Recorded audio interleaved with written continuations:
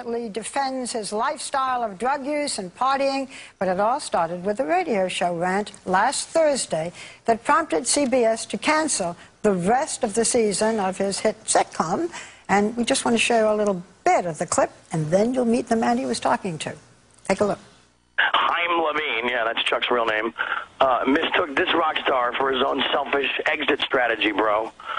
Check it, Alex. I embarrassed him in front of his children and the world by healing at a pace that his unevolved mind cannot process.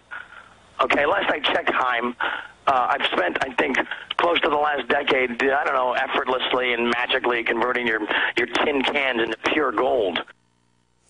Well, joining now is the radio show host and close friend of Charlie Sheen, the man he was talking to, Alex Jones. Welcome. Thanks for having me.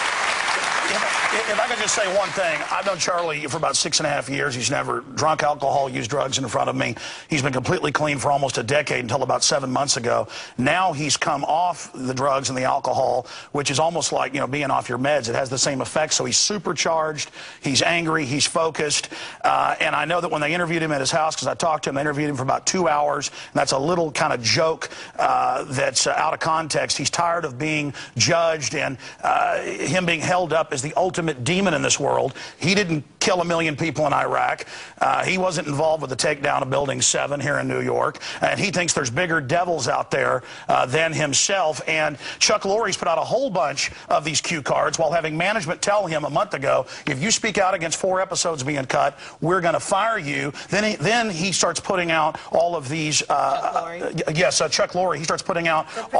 He starts putting out vanity cards, not just on 2.5 Men, but on other shows, saying Charlie Sheen is dead inside and soulless. You didn't show the worst one there, and so Charlie's told, we're tying your hands, now we're going to beat you up for whatever contract negotiations. Let me ask you, so the question that I have is, so you're saying Chuck Lorre started this? With the vanity card. With the vanity And up front had management, according to Charlie, and I've been there when he's on the phone with his management or his manager comes over. You're talking too fast for me, baby. Slow down. Well, I know we don't have a lot of time. I'm getting it on record. Right. They told him, before he said a word, they said, we're doing this, and if you criticize it, you're going to be fired. And he said, why are you telling me this? You know, I'm going through a hard time right now. But he didn't understand it then. I think they're trying to make him quit or something, so they have to pay out his contract or the $100 million in syndication. I think there's some shenanigans going on here. And then they start putting these things out. Then they start putting these vanity cards out, trying to prod him and push him. Tell people what vanity cards are. I don't think people know. Okay, most shows have a logo at the end, you know, like a little dog or the MGM lion.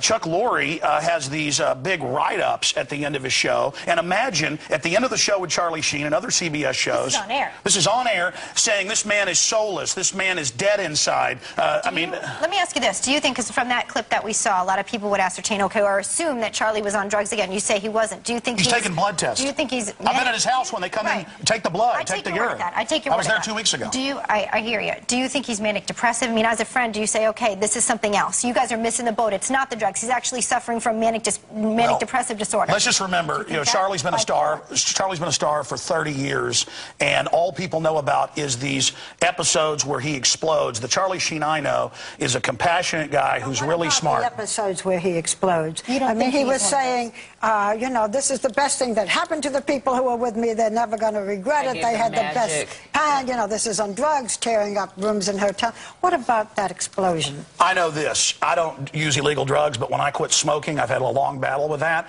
I feel horrible for a week, and about a week later, my wife says, please, just go back to smoking sometimes because I get so manic. And I think we have a similar physiology. A lot of people have that physiology. He was not giving it up at that point. He was on the drugs and booze. Oh, you're talking about the last few months. Do you think there's something underlying here that people are missing as a friend?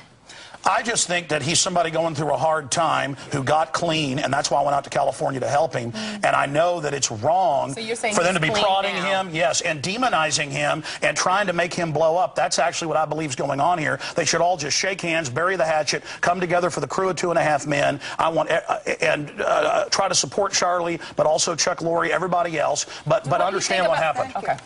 Okay. So you're worried about him. But Charlie's tired of being held up like the devil. We got the TSA putting their hand down people's pants. Infowars.com covers it all. We've got the banks bankrupting the U.S. Wait.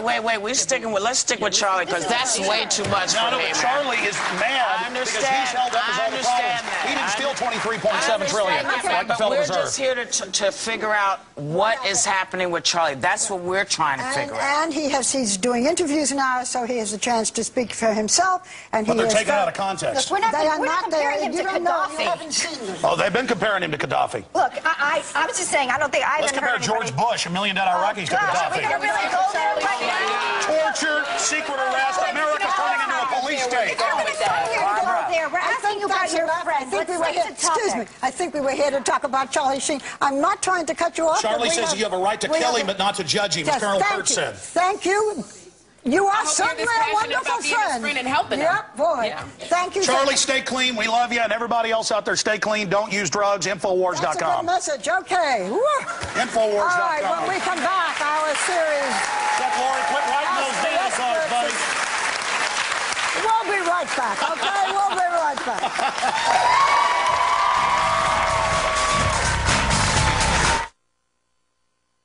Motherhood is full of surprises, good and bad. So here's one that might shock